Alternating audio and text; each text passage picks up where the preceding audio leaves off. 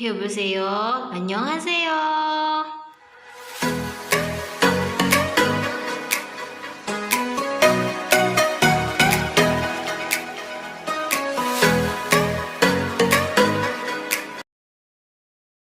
안녕하세요. 만나서 반갑습니다. 제 이름은 주니서 베스터입니다. Yes, Korean tayo ngayon. Welcome back to my channel. This is Janice26 from EPIL. For today's video, magko-Korean language po tayo. So, tuturuan ko kayo ng basic na Korean language. Yung alam ko lang po, basic. Nandun tayo sa reading and writing po. And then, pag-construct ng sentence. Okay ba kayo doon? So ituturo ko na po sa inyo yung Korean language. Korea po kasi ang tawag nila Hangul. Kung bakit Hangul, hindi ko rin po alam. I-Google search nyo na lang po. So, Korean language has 40 letters. Meron silang 19 consonants and 20 vowels. Unahin natin yung solo group na consonant. So, this is first, gyok. Gyok. Pag ito nakita nyo as first letter in a word, it sounds as G. Kapag last letter, it sounds as K. Next, dikot. Dikot. Kapag ito nakita nyo as first letter, it sounds as D. Kapag last letter, it sounds as T. Next, biop. Biop. Biop. Kapag ito nakita nyo as first letter, it sounds as B. Kapag last letter, it sounds as P. Next, riol. Riol. Kapag nakita nyo to as first letter, it sounds as R. Kapag last letter, it sounds as L. Letter S, shot. J, jot. Letter O, oin. Kapag ito nakita nyo as first letter in a word, it represents as silent. Pero ito ginagamit lang naman po pag yung word is nag-start sa vowel. Nauna siyang nilalagay. And then pag nakita naman po sa last part or last letter of the word, it sounds as NG. Letter N, niyom. Miyom. N, niyom. Niyom. Meron din po tayong double consonants. Ito ay ang sangyok, sangdikot, sangbyok, sangsyot, sangjot. Meron po tayong compound consonants. Ito ay ang kiop, kiot, hiot, shot, piop. Tapos na tayo sa consonants. So, tako tayo sa vowels. There are 21 vowels and these are divided into 3 groups. Meron tayong solo group, Y group, and W group. So, meron din tayong tinatawag na side vowels and below vowels. Bakit merong side vowels and below vowels? Kasi ginagamit ito sa writing, sa pagsusulat na po ng Korean language. I-explain ko po mamaya kung paano gamitin or paano yung ways ng pagsusulat po ng Korean language. So, unahin natin yung solo group. Meron tayong A, E,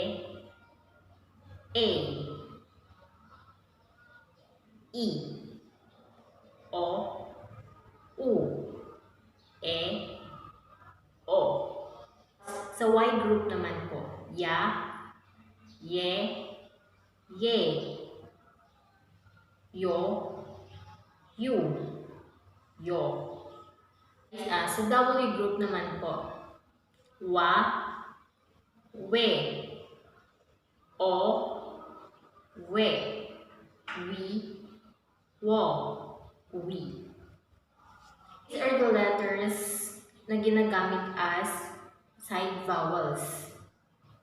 A, Ya, E, Ye, O, A, Ye, I. Yun lang po yung mga side vowels natin. And the rest, below vowels na po lahat, including the W group. Lahat yun, below vowels po lahat.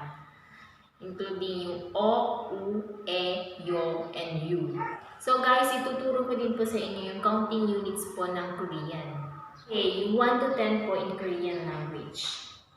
Han, 2, se, ne, 5, yosot, ilkop, yodol, ahop, yol.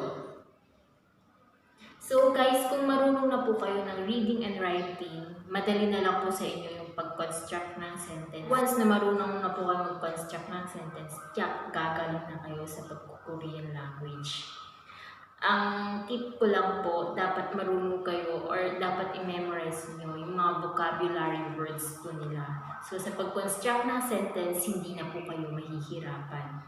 After natin matutong magbasa, subukan naman natin i-spell ang pangalan natin. Mauna ako, Janice, Jiot, A, Nyong, I, Shot, E, Janice.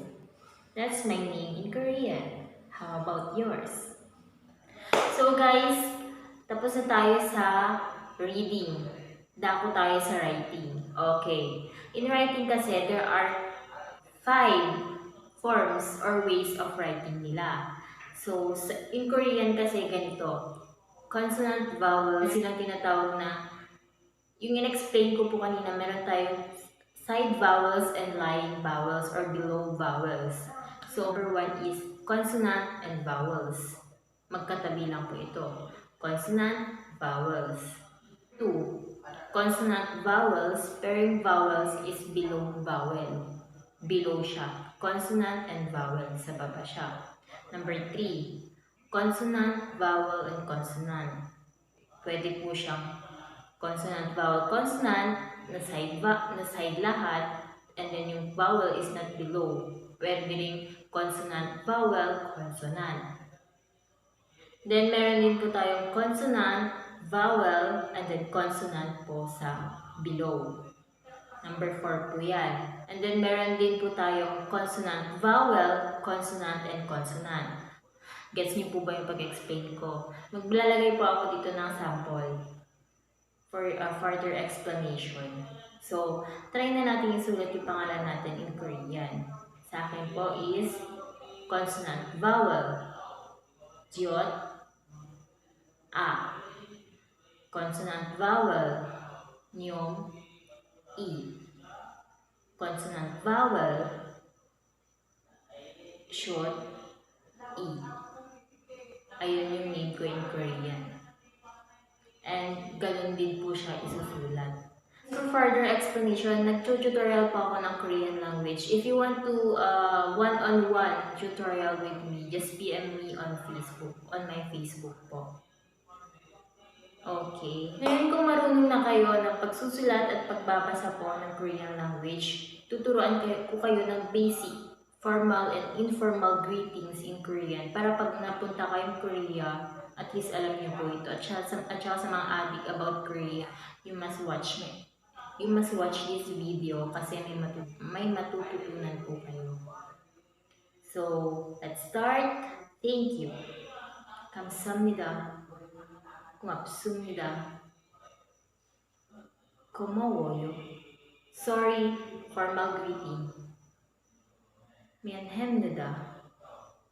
됐습니다. Sorry, informal greeting. 미안해. Good morning. Toho ma칩니다. Good afternoon. Tohom 춥니다. Good evening. 저녁입니다. There are also 3 ways of saying hello in Korean. For a younger is 안녕. For a friend, 안녕하세요. To a boss or higher position, 안녕하십니까. That's the formal way. 안녕하십니까. There are also 2 ways of saying goodbye in Korean. If the person says goodbye, siya yung aalis, he would say, 잘 가요. Sinabihan mo ng goodbye at sumagot, ang sasabihin niya, charitso. So, tuturuan ko kayo kung paano nila magpakilala in Korean. So, if you say, nice to meet you, 좀 뵙겠습니다. So, umpisahan natin ito sa hello. yung pangalan mo and say, nice to meet you. Hello, my name is Chinese Apostle. Nice to meet you. Okay, let's start. 안녕하세요. 좀 뵙겠습니다. 저는 제니스입니다. Guys, tuturuan ko kayo ng isa lang po na pag-construct ng sentence. Okay? Just take for example, Jenny reads a book. Jenny is the subject, read is the verb, and book is the object. Okay, i-translate natin ito in Korean. Jenny in Korean is also Jenny. Is ik. Book is checksum. So, meron na tayong gagamitin dito ng mga particles and compound. So, in Korean, this will translate as Jenny ga checksum un ik sumnida. Sumnida po yung ginamit natin kasi it's a present tense. Okay. Komplikado po yung pagko-construct ng sentence in Korean. So, kailangan ito ng one-on-one. But at least I tried my best to give example to you. Kasi magkakaiba din po yung past tense natin, present tense, and future tense. Okay? Nagagamitin pag nag-construct na tayo ng Korean language. So, ayun lahat guys. Thank you for watching. Hope natuto po kayo. And please don't forget to like and subscribe and click the notification bell below para po ma-notify kayo for my next video. Gayo!